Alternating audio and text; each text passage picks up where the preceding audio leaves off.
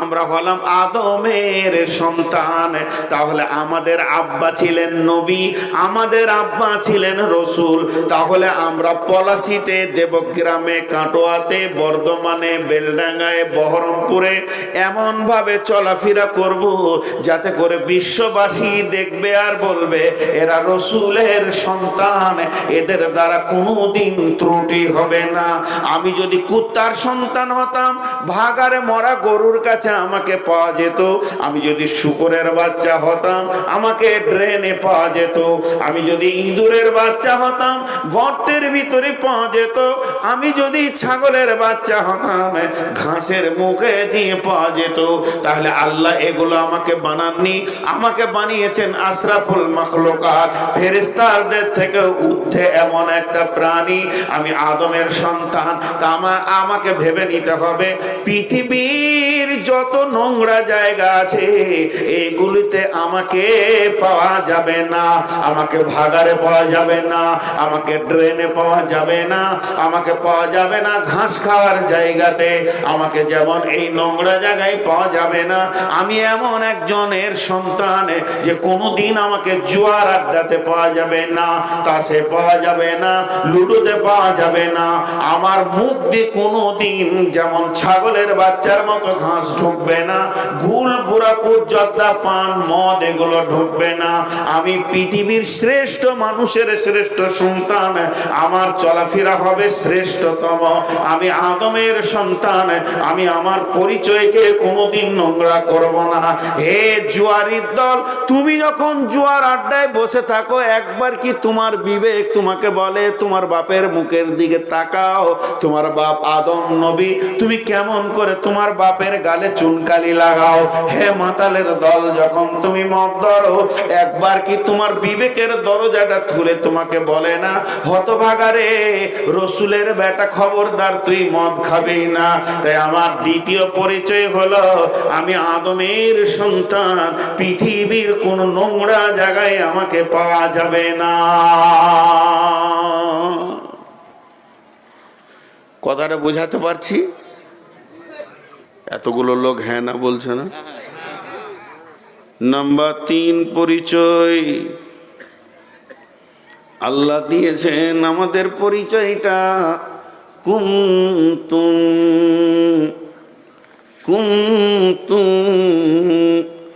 খায়রা উম্মাতিন।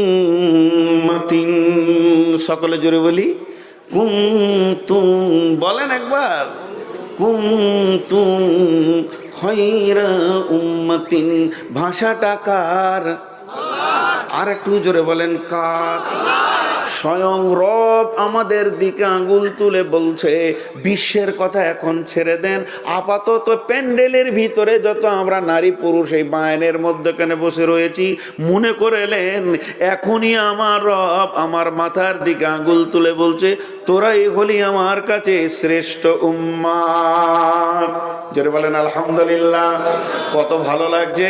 আমার রব কোরআনে ওই কথাই বলেছেন, আমাদের জন্য এই আয়াতটা নাজিল হয়েছে কুনতুম খায়রা উম্মাতিন। কেন কেন কেন কেন কেন কেন কেন আল্লাহ বলছেন 20 বার তোরাই ভালো, তোরাই ভালো, তোরাই ভালো, তোরাই ভালো।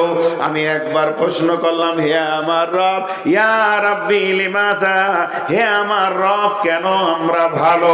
আমার রব বলছেন তোরা ভালো এই জন্যে তা'মুরুনা বিল মা'রুফি ওয়া তানহাউনা আনিল মুনকারি, তোরা সৎ কাজের আদেশ করিস আর অসৎ কাজের নিষেধ করিস। ওয়া তু'মিনুনা বিল্লাহ, এবং আমার উপরে তোরা ঈমান রাখিস, এরই জন্য তোরা ভালো।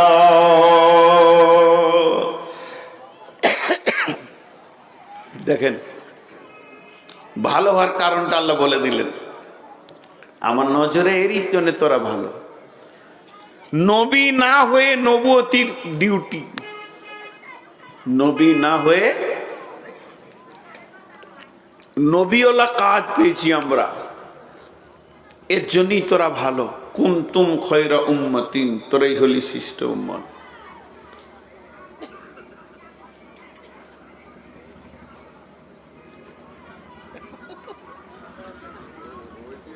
জি বলবো? চুপ থাকলে হবে না, একবার দম নিতে দেবেন না 1 মিনিট? সুবহানাল্লাহ, মানুষ না মেশিন গো আমি। আপনাদের বিরক্ত লাগছে নাকি? তো আর এই আয়াতটা পরে আপনাদের আরো ভালো লাগবে, যে বিষয়গুলো তুলে ধরবো। এখন আমাদের কাজটাকে বের করেছি, দেখেন একটা ছোট উদাহরণ দিই। যে যে পেশা করে, কামারের ছেলে আব্বার কাছে যায়, কেন? আব্বা কামার সালে আছে, আমাকে চকলেট দিবে, কেক কিনে দিবে, বিস্কিট দিবে। ছোট ছেলে 4 বছরে 3 বছরে যায়, ছেলেটা আস্তে আস্তে 7 বছরে 8 বছরে 9 বছরে যখন হয়, তখন হাঁপড় ধরে টানে, শিককে গরম করে ঠুকে। তার মানে ও বুঝে নিয়েছে এটা আমার কাজ। কাপড়ের দোকানি ছেলে ওইভাবে বাপের সঙ্গে কোলে কোলে কেক খেতে যায়। 10 বছর 20 বছর বয়স হলে সে তখন দোকানে বসে খরিদ্দারের সঙ্গে কথা বলে, বুঝে নেয় এটা আমার কাজ।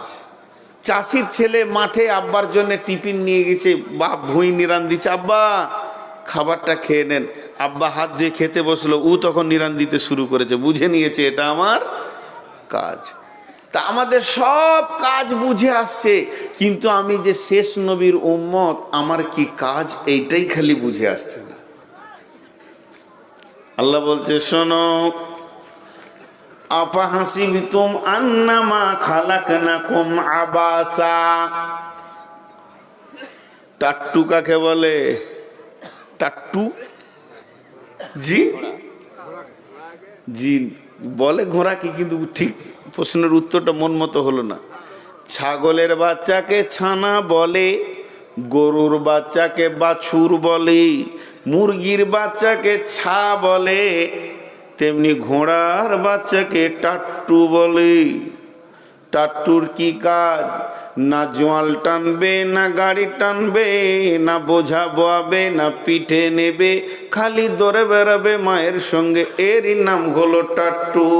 আল্লাহ তাবারাক ওয়া তাআলা বলছেন, তোরা কি কাগজ কলম নিয়ে বসে গেছিস রে? হে আমার গোলামের দল, আপা হাসিবিতুম, তোরা কি হিসাবের মধ্যে এসে গেছিস? আন্নামা খালাকনাকুম আবাসা, তোরা হলি অতিরিক্ত ফাও, তোরা পৃথিবীতে আছিস। তোদের কাছে গাভীর কাজ আছে, তোদের কাছে লোহার কাজ আছে, তোদের কাছে হাওয়ার কাজ আছে, তোদের কাছে আগুনের কাজ আছে, তোদের কাছে গরু ছাগলের কাজ আছে, তোদের কাছে আপনার কিনা মুরগির কাজ আছে, মুরগির একটা ছোট্ট ডিম তারও কাজ আছে।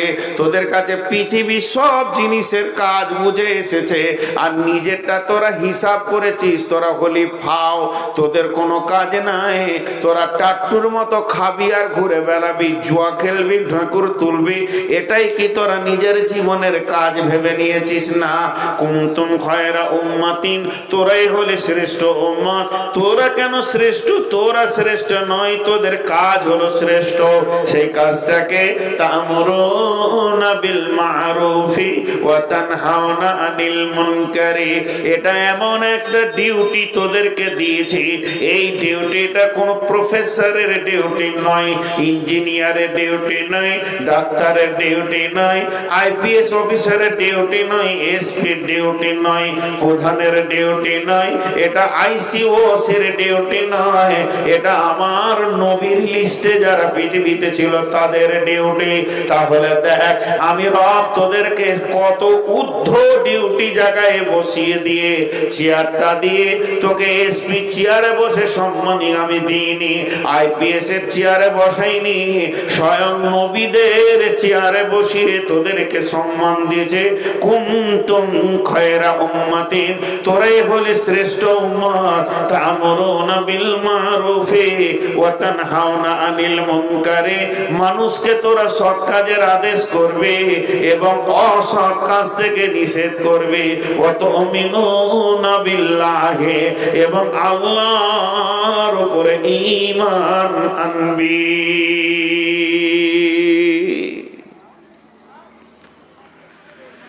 আমরা বুঝি না আমার কি কাজ।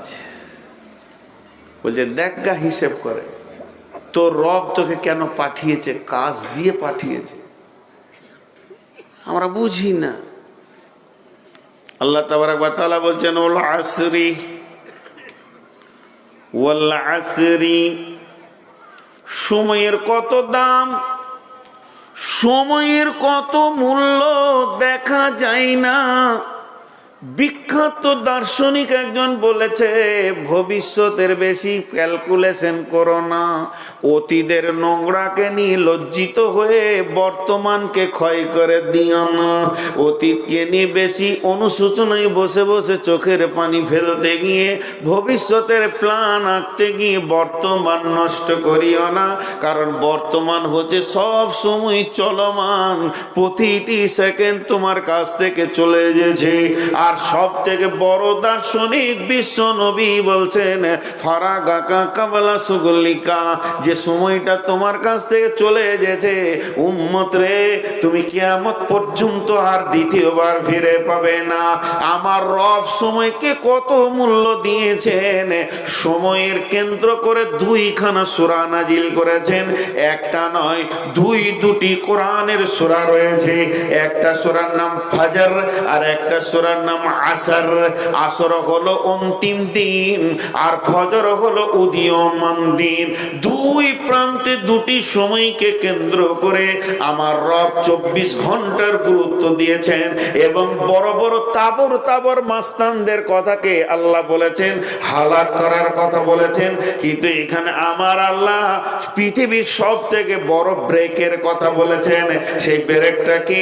5খানা কসম করার পর আল্লাহ ব্রেকের কথা বলছেন, ওয়াল ফাজরি ওয়াল লায়ালিন আসরি ওয়াস সাফি ওয়াল ওয়াতরি ওয়াল লাইলি ইযা ইয়াসরি হাল ফি যালিকা কাসামুল লিযি হিজরি। আল্লাহ তাবারাক ওয়া তাআলা যে 5টা কসম খেয়েছেন, এই 5টা একদম পৃথিবীর সব থেকে ভয়ানক সময়। এই সময়গুলোতে মানুষের চরিত্রের বিগাড় ধরে, মানুষ নিজেকে হারিয়ে ফেলে। যদি তফসির আলাদা, তারপর আমি কেন সময়ের কথা বলছি? আল্লাহ ফজরের কসম করার পর, হিজরি কথা বলার পর তাবর তাবর মাস্তানদের কথা বলেছেন। আলাম তারা কাইফা ফাআলা রাব্বুকা ইয়াদ ইরামা যাতিল ইমাদ আল্লাতী লাম ইখলাক মিসলুহা ফিল বিলাদ ওয়া সামুদ আল্লাযীনা জাবুস সাখরা বিল ওয়াদ ওয়া ফিরআউনা দিল আওতাদ আল্লাযীনা তাগাও ফিল বিলাদ ফাআকসারু ফীহাল ফাসাদ। বিরাট বিরাট মাস্তানদের কথা বলার পর আমার রব বলছে, তোরা কি হিজড় গোষ্ঠীতে পড়বি না? হিজর, হিজর মানে হচ্ছে ব্রেক। পৃথিবীতে সব থেকে বড় ব্রেক কি? সব থেকে দামি ব্রেকের নাম কে বলতে পারবে? জি না না না, গাড়িতে ব্রেক থাকে কি না, সাইকেলে মোটর সাইকেলে একটা আছে তার ব্রেক, কট ব্রেক, একটা আছে ওয়েল ব্রেক, একটা আছে হাওয়া ব্রেক, একটা আছে ডিশ ব্রেক। জি, তো সব থেকে দামি ব্রেক কি?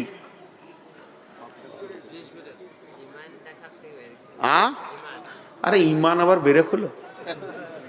আপনারা বলেন সব থেকে দামি ব্রেক? কেউ বলেছে ডিশ ব্রেক, কেউ বলেছে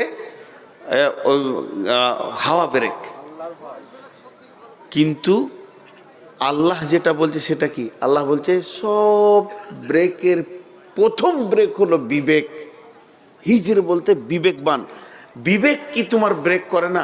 দেখেন, ড্রাইভার ব্রেক করে গাড়িকে, কিন্তু তার আগে ব্রেকটা ওর মাথা থেকে শুরু হয়। সামনে ছেলে আছে, ব্রেক দাব, তাহলে ব্রেকটা কোথা থেকে শুরু হলো? মাথা থেকে। তো আল্লাহ বলছে যদি তার ব্রেন অসুস্থ থাকে তাহলে কিন্তু সে গাড়ি নতুন হলো ব্রেক করতে, মদ খেয়ে গাড়ি চালাচ্ছে, তাহলে ও ব্রেক করতে পারবে? তাহলে মস্তিষ্কের ব্রেকটাই হচ্ছে 1 নম্বর ব্রেক। তো আমার আল্লাহ বলছে তোদের কি চেতনা এখনো ফিরবে না? মানে যারা অবাধ গুনাহ করছে তাদেরকে আল্লাহ বলছে তোদের কি চেতনা এখনো ফিরবে না? তোদের বিবেক কি ব্রেক করছে না? তোদের বিবেকগুলো কি গুনাহ করতে করতে মাতালদের মতো অচৈতন্য হয়ে গেছে?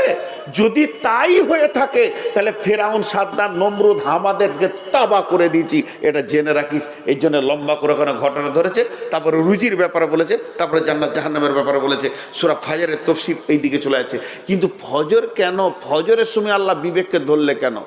ফজরের সময় বিবেককে এই জন্য ধরলো, যখন আপনি গাড়ি নিয়ে বের হবেন তখন আপনার বাপ এসে বলবে বাবা সাবধান হয়েও, কিন্তু যখন গাড়ি নিয়ে ঢুকবেন তখন তো সাবধান হতে বলবে না, বলবে কি? তো আমার আল্লাহ ফজরের সময় বিবেকের চেতনা দিয়ে বলছে তোমার দিন শুরু হয়ে গেছে, তোমার বিবেকটাকে কন্ট্রোল করো, আজকের দিনে যেন তোমার দ্বারা গুনাহ না হয়। আর আসরের সময় বলছে তুমি তাবলীগ করে লাও, যেহেতু তোমার দিন শেষ হয়ে গেছে, এখন যদি ঝুলাতে কিছু মাল না থাকে তাহলে কঠিন কিয়ামতের দিনে তুমি ফেরে পড়বে। ওয়াল আসরি ইন্নাল ইনসানা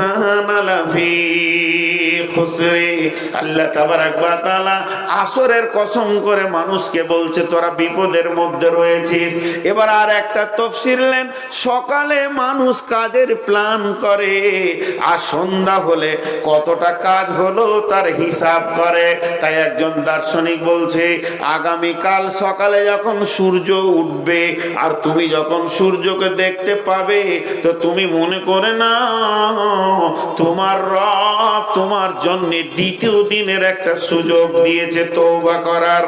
শুধু তাই নয়, তোমার জীবনের আর একটা নতুন দিন শুরু হয়ে গেল। যখন পশ্চিম দিকে সূর্য ডুবে যাবে তখন তুমি মনে করে নাও তুমি কবরের দিকে একদিনের রাস্তা এগিয়ে চলে গেছো, তোমার জীবনের একটা রাত চলে এলো। তার মানে তুমি একদিনের পথ কবরের দিকে অতিক্রম করে নিয়েছো। তোমার বিবেকের চেতনাকে তুমি বলো, এখন সকাল হলে মানুষ বাজারে যায়, বিকাল হলে সওদা কিনে বাজার থেকে ফেরার পালা পড়ে। যখন সকালে যায় তখন লিস্ট বানিয়ে যায় আর বিকাল হলে মাল নিয়ে বাড়িতে ফিরে। আমার আল্লাহ বলছে আমি ফজরের কসম করলাম সারা দিনের আমলগুলো তুমি বিবেক দিয়ে ঠিক করে নিও। আর আসরের কসম করলাম মালগুলি সওদা ঠিক হয়েছে কি না তুমি জেনে নিও।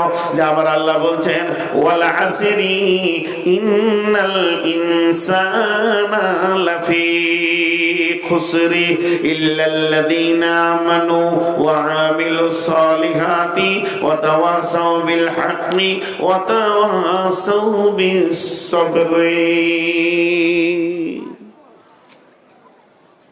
আল্লাহ বলছেন প্রাঞ্জল সাদা বাংলা ভাষায় বলবো এবার। আল্লাহ বলছেন সারা পৃথিবীর সব মানুষ জাহান্নামী। আর একবার বলছি, সারা পৃথিবীর সব মানুষ জাহান্নামী। আল্লাহ বলছেন ইন্নাল ইনসানা লাফি খুসরি, তারা ক্ষতিগ্রস্তের মধ্যে। ইল্লাল্লাযীনা আমানু ওয়া আমিলুস সালিহাতি ওয়া তাওয়াসাউ বিল হাক্কি ওয়া তাওয়াসাউ বিস সাবর। আমি একটা কথা বলি, এই মজলিসে যত নারী পুরুষ আছেন সবারই কালকে আমার দাওয়াত, সবাই কালকে আমার ঘরে দাওয়াত। আমার জানকীনগর বাড়ি ধরেন, কথাটা বুঝাচ্ছি, সবারই দাওয়াত। তাহলে অনেক চাল কিনতে হবে। কিন্তু মাঝে বলছি, কিন্তু যারা গত রাত্রে ফজরের জামাত পায় নাই তারা বাদ দিয়ে, তাহলে 3 কেজি চালই হবে। এত বড় মজলিস প্রথম ডেকে দিলাম, সমস্ত লোকের আমার ঘরে দাওয়াত, কিন্তু গত রাত্রে ফজরের জামাতে যারা নামাজ পড়েছে এরা বাদ দিয়ে, পড়তে যারা পায় নাই এরা বাদ দিয়ে। তাহলে কটা লোক হবে? 1.5 কেজি হলেই হয়ে যাবে, বেশি ভোজ করতে হবে। তা আল্লাহ প্রথমে এরকম বলছে সমস্ত মানুষ জাহান্নামে গেছে, আমি রব বলছি বিবেকটা অন্য মানুষের নয় আল্লাহর।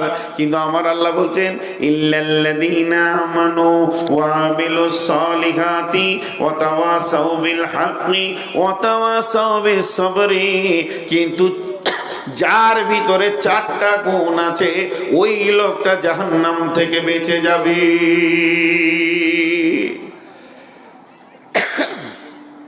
সে 4টা গুণ কি? 1 নম্বরে সে ঈমান আনবে, 2 নম্বরে আমল করবে, 3 নম্বরে হকের দাওয়াত দেবে, আর 4 নম্বরে সবরের দাওয়াত দেবে। আমরা কি দিনকে বাঁচাই? আমাদের দিন বাঁচানোর কি আছে? জি ভাই, আমরা সামান্য 10 টাকা দিয়ে একটা কাজ করে বলি বিরাট কিছু করেছি। উহুদের প্রান্তে বিশ্বনবী লোহার জামা পরেছিলেন, মাথার হেলমেটটা লোহার, বর্ম লোহার, স্বাভাবিকতাই শরীরটা অনেক ভারী হয়ে গেছে। বিশ্বনবী একটা পাথরের আড়ালে রয়েছে। উবাই ইবনে খালফ বেঈমান রসুলকে লক্ষ্য করে দৌড়ে আসছে একটা তলোয়ার নিয়ে। আব্দুর রহমান ইবনে আওফ রসুলের দিকে খেয়াল করে দেখলেন উবাই ইবনে খালফ মনে হয় যেন বিশ্বনবীকে আক্রমণ করে ফেলবে। এর জন্য আব্দুর রহমান ইবনে আওফ সঙ্গে সঙ্গে তলোয়ারটা বের করে নিয়ে রসুলের দিকে ধরতে শুরু করলেন। খালি তুই একবার এসে দেখ, আর তোকে নবীকে মারা তো দূরের কথা, তোকেই আমি জাহান্নামের নর্দমার কীট বানিয়ে দেব। এই বলে তলোয়ারটা যখনই বের করেছে, তখন বিশ্বনবী আব্দুর রহমান ইবনে আওফকে বললেন, আব্দুর রহমান ইবনে আওফ তুমি সরে যাও, বেঈমানকে আমি একাই দেখে নিচ্ছি। এমন সময় আল্লাহ রসুল পাশে দাঁড়িয়েছিল একজন সাহাবী, তার হাত থেকে এরকম বর্ষাটা নিয়ে নিল, আল্লাহর নাম নিয়ে বর্ষাটা নবীজি মেরে দিল উবাই ইবনে খালফের দিকে। বেঈমানের বুকে লাগেনি, গলায় লাগেনি, বেঈমানকে বেশি আঘাত করেনি, সামান্য গালের এই দিকে চারাক করে পের হয়ে চলে গেল, সামান্য একটু কেটে গেছে। আর অতি ঘোড়া থেকে পড়ে এত জোর চিৎকার করছে, গোটা ময়দানকে তোলপাড় করে দিছে। তখন অন্য কাফের বেঈমানেরা বলছে তোকে তো সামান্য ছিঁড়ে গেছে, এর জন্য কি এত চেঁচামেচি করতে হবে? সঙ্গে সঙ্গে উবাই ইবনে খালফ বলছে, রে বেঈমানের দল, তোরা জানিস কি মারটা কার হাতের মার? এটা বিশ্বনবীর হাতের মার। এটা যদি সারা তোদেরকে বন্টন করে দেয়া হয়, তোরাও চেঁচামেচি শুরু করে দিবি। তবে শুনেলে এই মারটা যে কত আঘাত, তাতে কত জ্বালা আমি বুঝছি, তোরা বুঝবি না। এই অবস্থায় তাকে পৃথিবী ছেড়ে যেতে হয়েছে। এবার বিশ্বনবী একটা পাথরে উঠবেন, দেখে নিল কে আব্দুর রহমান ইবনে আওফ, যে রসুল উঠতে পারছেন না। বিশ্বনবী দৌড়ে হযরতে আব্দুর রহমান হযরতে তালহা দেখলেন। তালহা রাদিয়াল্লাহু তাআলা আনহু গিয়ে বিশ্বনবীর পায়ের কাছে শুয়ে গিয়ে বলছেন, রাসূলুল্লাহ পাথরের ডিসটেন্সটা অনেক বেশি হয়ে গেছে, অতএব আপনি আমার বুকে পা রেখে উঠে যান।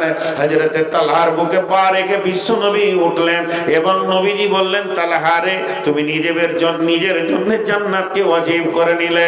এরপরে রোমান পাহাড় থেকে তীর রেডি করেছে, বেঈমানেরা রসুলকে মারবেন। হযরতে তালহা রসুলকে পাথরের আড়ালে দিয়ে দিলেন, গর্তের মধ্যে ঢুকিয়ে দিয়ে সামনে দাঁড়িয়ে গেলেন এবং একটা দুটা নয় 180 খানা তীর নিজের বুকে নিলেন। কিভাবে তারা দিনের তাবলীগ করেছে, তারা কতটা জানমালকে লাগিয়েছেন। এই তালহা রাদিয়াল্লাহু আনহু কে লাশ যখন বিশ্বনবী কবরে রাখলেন, জানাজা পড়িয়েছিলেন কে? বিশ্বনবী। কবরে লাশ রাখলেন কে? বিশ্বনবী। লাশ রাখার পর আল্লাহর নবী লম্বা চওড়া দোয়া করেননি।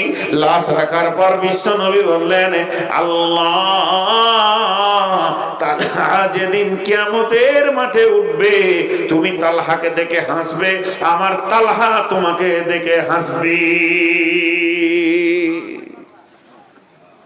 আমাদের তাবলীগ করা, আমরা কোথায় আছি? দিনকে বাঁচানোর জন্য আমরা কোথায় আছি? কি করছি? কিছুই না, ফালতু। তো আল্লাহ বলছেন সমস্ত মানুষ ক্ষতিগ্রস্তের মধ্যে আছে, কিন্তু বাঁচবে ওরাই যে 4টা কাজ করবে, ইল্লাল্লাযিনা আমানু ওয়া আমিলুস সলিহাতে। আল্লাহ অন্যত্তরে বলছেন, বিসমিল্লাহির রহমানির রহিম, ওমান আহসানু কাওলাম মিম্মান দাআ ইলাল্লাহি ওয়া আমিলা সলিহা ফাকালা ইন্নানি মিনাল মুসলিমিন। জি, এক একটা জিনিস আজীব লাগে গো। কিছু হতভাগা মানুষ পৃথিবীতে এসেছিল, চলে গেছে। তার মধ্যে একটা হতভাগা হচ্ছে আবু জাহেল, আর একটা হতভাগা হচ্ছে আবু তালেব। আবু তালেব আবার বড় হতভাগা, ছোটখাটো লাই। তো এই দিনকে মিটানোর জন্যে কাবা শরীফের চত্বরে দিন রাত মিটিং হতো, দিন রাত মিটিং হতো, নতুন নতুন প্ল্যান হতো, নতুন নতুন প্ল্যান হতো। তার মধ্যে একদিন আবু জাহেল, আবু সুফিয়ান, আবু তালেব এরা নেতৃত্ব দিত, বেঈমানদের নেতা ছিল এরা। তো কাবাতে ঠেস দিয়ে বসে আছে আবু জাহেল, আর একজনকে পাঠিয়েছে আমার ভাতিজাকে ডেকে নিয়ে আইতো। ডেকে নিয়ে আসা হলো। বিশ্বনবী আসছেন যখন, দেখেন ভাষাটা থেকে চিন্তা করেন যে ওরা রসুলকে চিনতে ভুল করেনি, কিন্তু হিংসাই মানেনি।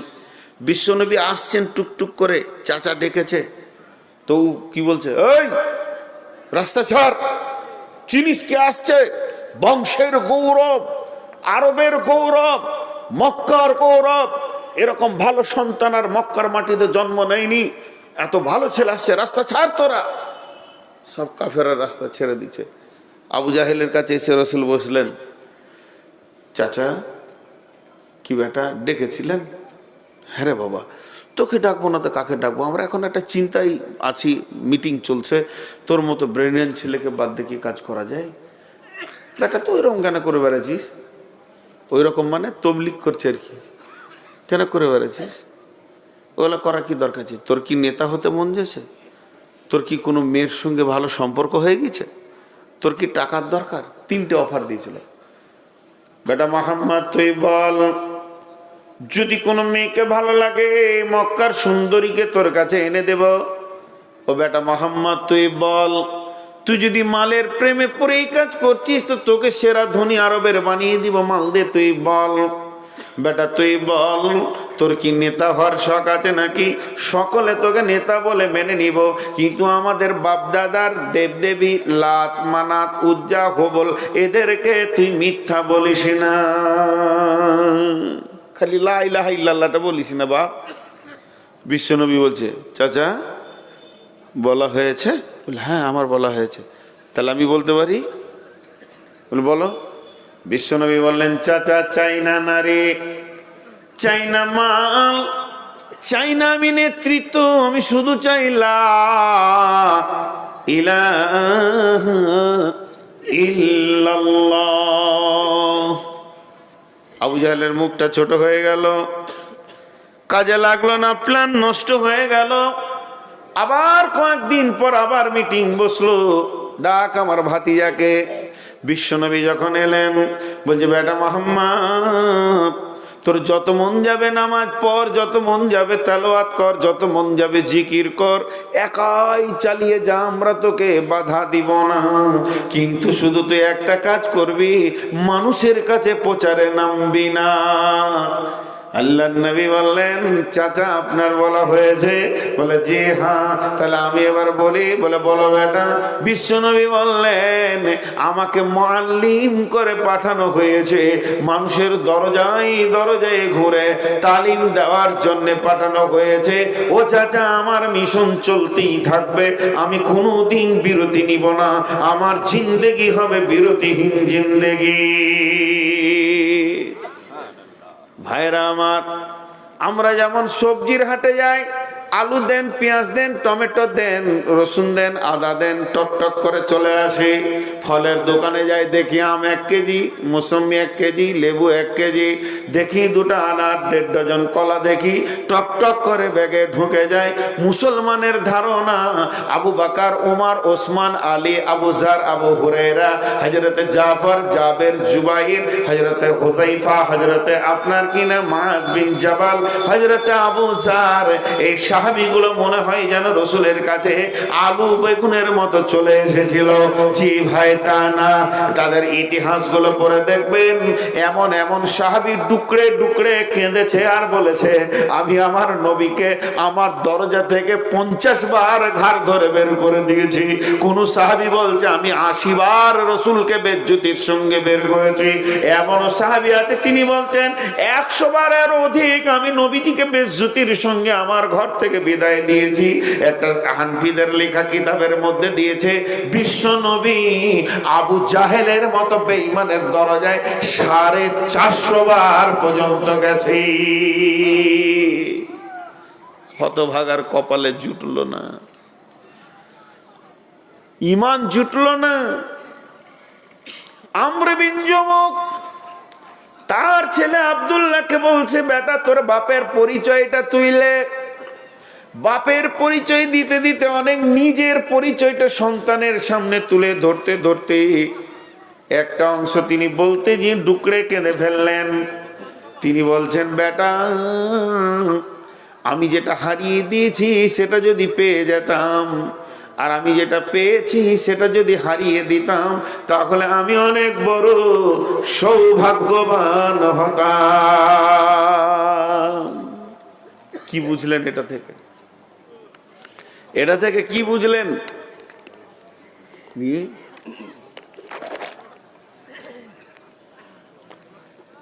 ঘর যেতে চাইছে? আপনি বললে হবে? দেখেন ছেলের মন কত খারাপ, এই নতুন বিয়ে করেছে আবার এত রাত পর্যন্ত কেউ বাইরে থাকে। ও ছেলে রয়েছে তাও কষ্ট করে। এই কথাটার মানে কি বললেন?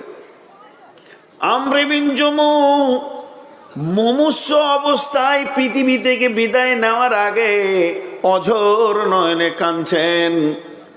আর ওই অবস্থায় বেটা সান্ত্বনা দিচ্ছে, আব্বা আপনার নামের পাশে রয়েছে রাদিয়াল্লাহু আনহু, আপনি রসুলের সাহাবী, আপনার উপরে আল্লাহ রাজি আছে, তো কাঁদছেন কেন?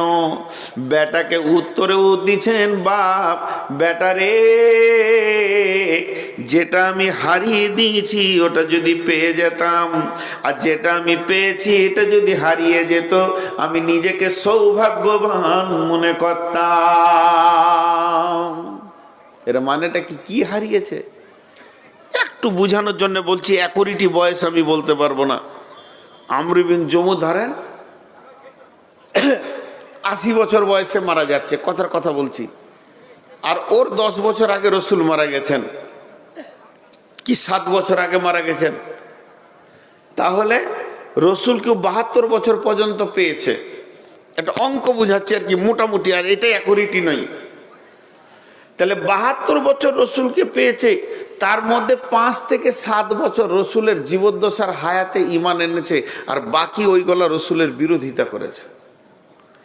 ওই জন্য বলছে, বেটা আমি লম্বা টাইম রসুলের বিরোধিতা করেছি, আমি জীবনেও আমার তালোয়ারকে খাপে ভরিনি। তালোয়ারটাকে বের করে নিতাম, মদিনার গলিতে গলিতে ঘুরতাম, কোথায় একা মুহাম্মদকে পাবো, আমি তালোয়ার দিয়ে কপিয়ে শেষ করে দিব। আমি সেই আমর বিন জমু বেটারে লম্বা হারিয়ে ফেলেছে, অল্প দিন ঈমান এনেছে।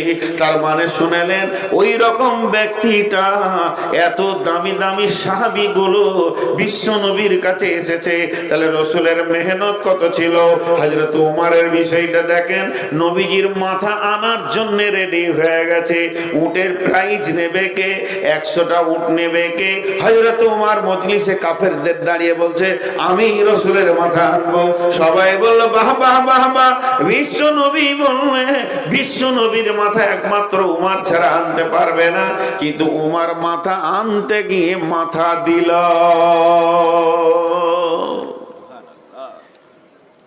আপনাদেরকে একটা মাঝে 1 মিনিট কথা বলবো, আপনাদের সময়গুলোকে কেটে নিচ্ছে, এর জন্য আমি নিজে লজ্জিত এবং দুঃখিত।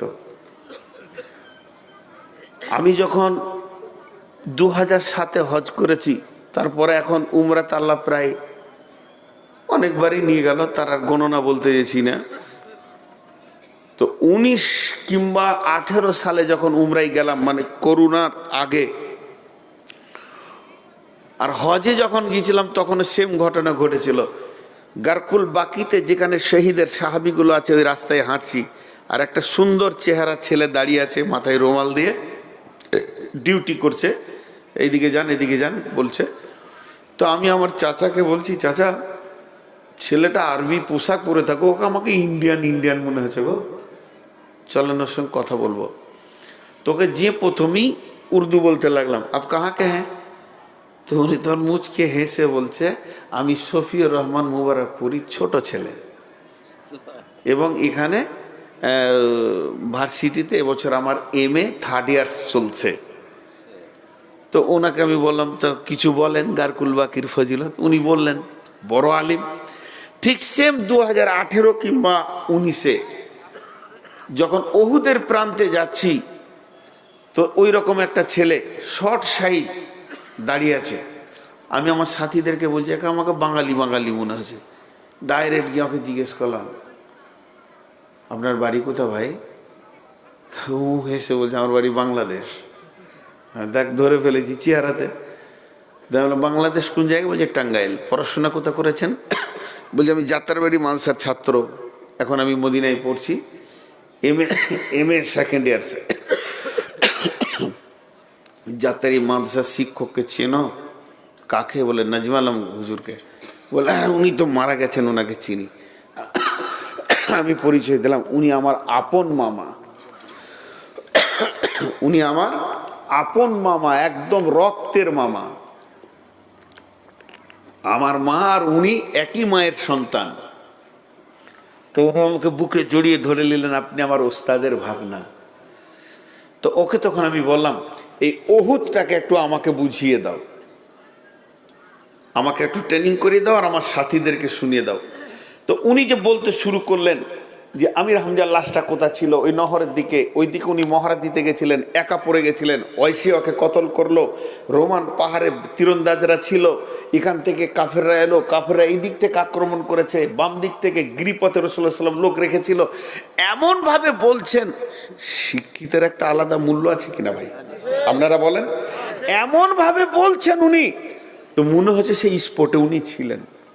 আর আমার সাথীরা অঝোর নয়নে কাঁদছে যে কিভাবে আমির হামজাকে করা হলো, আমর বিন জমু শহীদ কোথা হলো, তার লাশটাকে। কারণ ওদেরকে ওদের শিক্ষকরা পড়িয়েছেন, তাদেরকে তাদের শিক্ষকরা পড়িয়েছেন। আজও মদিনাতে ইলম আছে, ইলম থাকবে। মদিনার ভার্সিটির মূল্য এর জন্য সারা পৃথিবীতে আজও রয়েছে। কথাটা বোঝাতে পারলাম কি না? মদিনাওয়ালা ইলম। এখন যারা মাল হয়ে গেছে, আল্লাহ তাদেরকে ডেকেছে, মানিস্তাতা ইলাইহি সাবিলা, এসো হজ করো। হজও করছে মানুষ, উমরাও করছে। আপনাদের কাছে আমি একটা ছোট জিনিস জিজ্ঞেস করব। ওই দার্জিলিং থেকে একজন বিখ্যাত আলিম এসছে, কিংবা কাটিহার থেকে একজন মাদানি এসছে আপনাদের মসজিদে জুমার দিন। উনি যাচ্ছিলেন এই রোডে পার হয়ে, মসজিদটা দেখে ভাবছে যে মাশাআল্লাহ, তাহলে এটা একটা মসজিদ, ঢুকে পড়েছে। আপনারা কেউ চিনেন না, ওকে চিনেনি না, দেখেনি, কিন্তু চিনে কে? ইবাদুল্লাহ। ও বাইরে ঘুরে, তো একটু মূল বিষয় মানুষ। তো উনি এবারে জুমাটা মনে করছে ওকেই দিব। আর আপনার চাচাতো ভাই নিজের রক্তের, আপনার বাড়ির পাশে, সেও বসে আছে মিম্বারের পাশে। কাকে দেবেন জুমা পড়াতে? বলেন কাকে দেবেন? মাদানিকে দেবেন। আপনারা মুখ খুলেন, কাকে দেবেন? এই চাষি মূর্খকে না ওই শিক্ষিতকে? তো হজ উমরা হলো ইবাদত, আত্মীয় দেখতে গেলে হবে না। যদি বিজনেস মনে করেন, 2 টাকা হলে আমার আত্মীয়র হোক, তাহলে বিজনেস এটা প্রথমেই আপনার মাথায় ঢুকে গেছে, তাহলে আর মক্কা মদিনা যেতে হবে না, তাহলে আত্মীয়তা দেখতে যান। আর যদি মনে করেন যে আমি সহিভাবে হজ করব, উমরা করব, এবং এই ইতিহাসগুলো কোথা কি আছে সলিড ভাবে বলবে, এখানে কোন আয়াতটা নাজিল হলো, গায়ের শৌরের ব্যাপারে কোন আয়াত নাজিল হলো, তো হাত দুটি ধরে বলছি, আলিমের সঙ্গে যাবেন, আলিমের সঙ্গে যাবেন, আমার সঙ্গে যেন না। আমি নিজেকে বাদ করে দিছি। দেখবেন কোন আলিম কথা বলতে পারে, বোঝাতে পারে। ছোট্ট আর 30 সেকেন্ড নিব। ফারাক্কার ওই এলাকায় 12 জন একসঙ্গে হজে যাবে। আমাকে বলছে হজে যাব, দোয়া করেন। আমি বললাম কজন? 12 জন, সবগুলো ব্যবসায়ী। কত করে লাগছে? 2 লাখ। অনেক আগেকার কথা বলছি, 2 লাখ। আমি বললাম আর 20,000 করে দিতে পারবেন না? কেন পারবো না, যেখানে 2 লাখ পাচ্ছি সেখানে আর 20,000 দেবো। তাহলে 12 জনে যদি 20,000 করে বেশি দেয় কত হবে? 2,40,000 হবে না? আমরা ওই টাকাটা মাঝে জমা করেন, আপনাদেরকে আমি একটা বড় শাইখুল হাদিস আলেমকে সঙ্গে দিয়ে দিচ্ছি, হজ করে আসেন গা। তারা হজ করে এসে বলছে ভাই জীবনে একটা বিরাট কাজ করেছিলেন, গোটা হজটা আমাদের সহিভাবে করিয়েছেন উনি। আলিম কোরআনে বলে দিয়েছে হাল ইস্তাবিল্লা যিনি আলামুন ওল্লা জিনা লা ইয়ালামুন। আলিম উলামার সঙ্গে যাবেন, এইটুকু বললাম। যদি মনে করেন এই অধমটার সঙ্গে যাবেন তো ইবাদুল্লাহর সঙ্গে যোগাযোগ করবেন।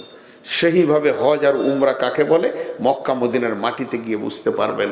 সেখানে মক্কার মদিনার মাটিতে বুঝতে পারবেন যে এটা মক্কা এটা মদিনা, এর ফজিলত কি, এর জায়গাটা কি, এর লাভটা কি।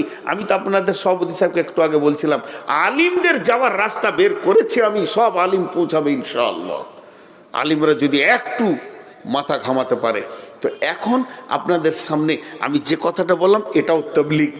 নামাজের তাবলীগ আছে, রোজার তাবলীগ আছে, কিন্তু হজের তাবলীগ পৃথিবী থেকে চলে গেছে। আল্লাহ তাবারাক ওয়া তাআলা হজ নামে ইবাদতটা কত গুরুত্ব দিয়েছে দেখেন। নামাজ নামে কোনো সূরা নাই, রোজা নামে কোনো সূরা নাই, কিন্তু গোটা একটা সূরা দিয়েছে হজ নামে। অতএব বন্ধুরে আল্লাহ তাবারাক ওয়া তাআলা বলছেন ওমান আহসানু কাওলাম মিম্মান দাআ ইলাল্লাহি ওয়া আমিলা সলিহা ফাকালা ইন্নানি মিনাল মুসলিমিন। আল্লাহ তাবারাক ওয়া তাআলা বলছেন ওর কথার চাইতে কার কথা আমাকে ভালো লাগতে পারে? পৃথিবীর সব কথা, কেউ গান করছে, কেউ কথা বলছে, কেউ বিয়ের সঙ্গে কথা বলছে, কেউ স্বামী স্ত্রী কথা বলছে, কেউ আর কিছু কথা বলছে, কেউ খরিদ্দারের সঙ্গে কথা বলছে, কেউ মহাজনের সঙ্গে কথা বলছে, কেউ আর কারোর সঙ্গে কথা বলছে। পৃথিবীতে যেন সব সময় কথা ভাসতে রয়েছে, কিন্তু আমার আল্লাহ বলছেন এত কথার ভিতরে ওই কথাটা আমার কাছে খুব ভালো, যে কথাটা কি ওমান আহসানু কাওলাম মিম্মান দাআ ইলাল্লাহ। মানুষকে যখন আল্লাহর দিকে মানুষ ডাকে ওই কথাটা আমাকে অনেক ভালো লাগে। ও আমিলা সলিহা, এবং সে নিজে ভালো আমল করে। ফাকালা ইন্নানি মিনাল মুসলিমিন, এবং সে বলে আমি মুসলমানদের ভিতরে একজন। সে বলে আমি মুসলমানদের ভিতরে একজন।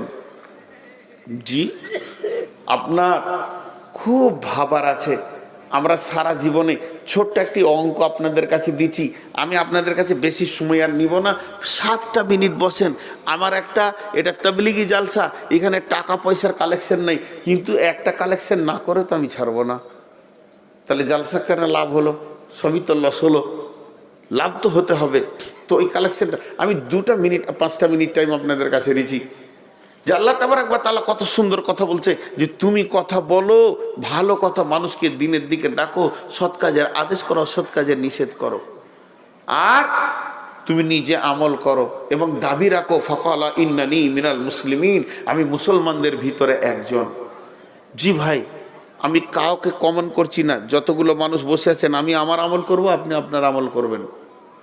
ক্যালকুলেটর নেবেন, ক বছর বাঁচলাম, তাহলে এই বছর কটা দিন হলো, দিয়ে আবার 24 দিয়ে গুণ করে দেখবেন ক ঘন্টা হলো, সেই ঘন্টাটাকে 60 দিয়ে গুণ করে দেবেন, যে ক মিনিট পৃথিবী ঘুরেছি।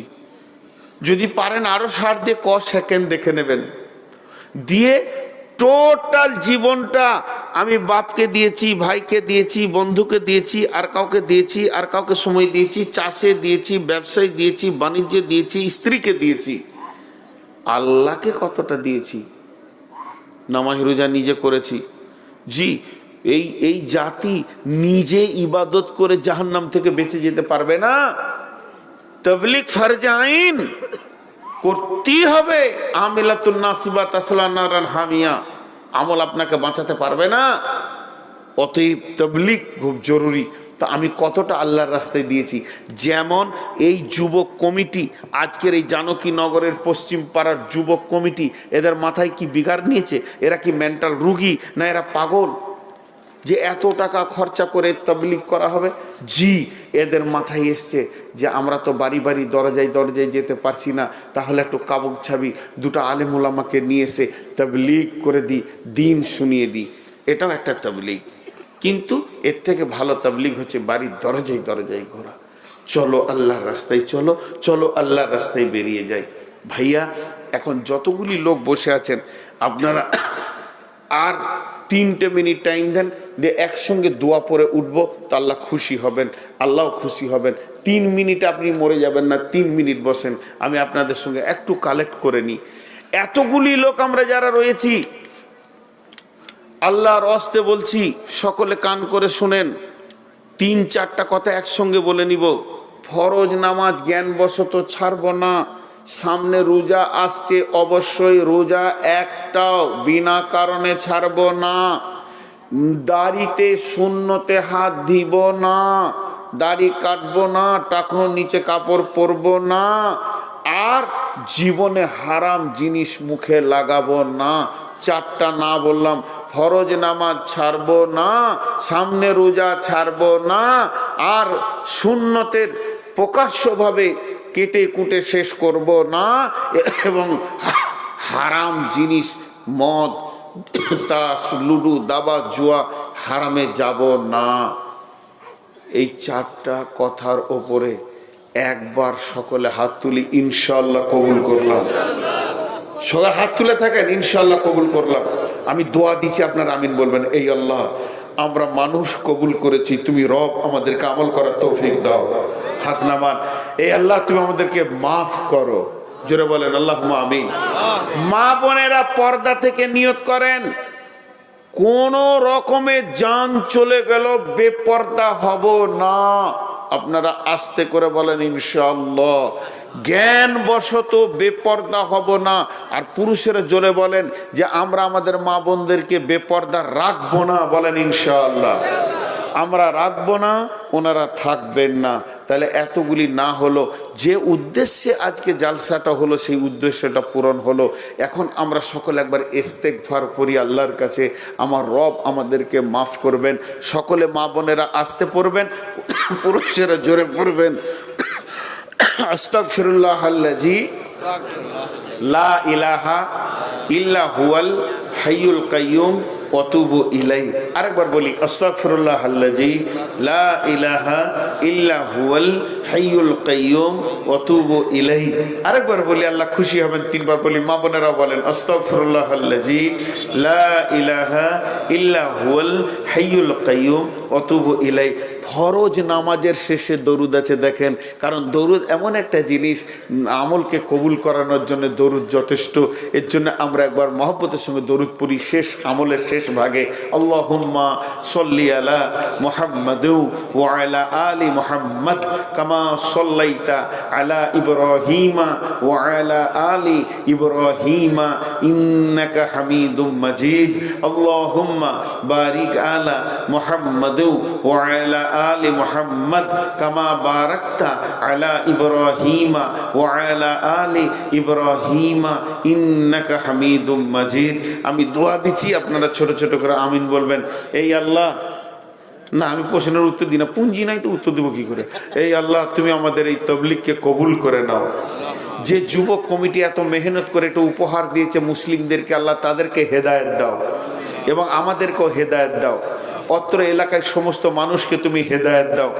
আল্লাহ, আমাদের মা বাপ, ভাই বোন, আত্মীয় স্বজন, শিক্ষক, আমরা মাস্টার থেকে নিয়ে ডাক্তার, ইঞ্জিনিয়ার থেকে নিয়ে মুমিন মুমিনা যত কালেমাওয়ালা কবরে চলে গেছে, আল্লাহ তাদেরকে তুমি মাফ করে দাও। আল্লাহ তাদেরকে তুমি ক্ষমা করে দাও। আল্লাহ, পৃথিবীতে আমরা যারা বেঁচে আছি, আমাদের জন্য মসজিদের দরজাকে উন্মুক্ত করে দাও। আল্লাহ, তুমি আমাদেরকে ঘাড় ধরে ধরে তোমার মসজিদে ভরে নাও।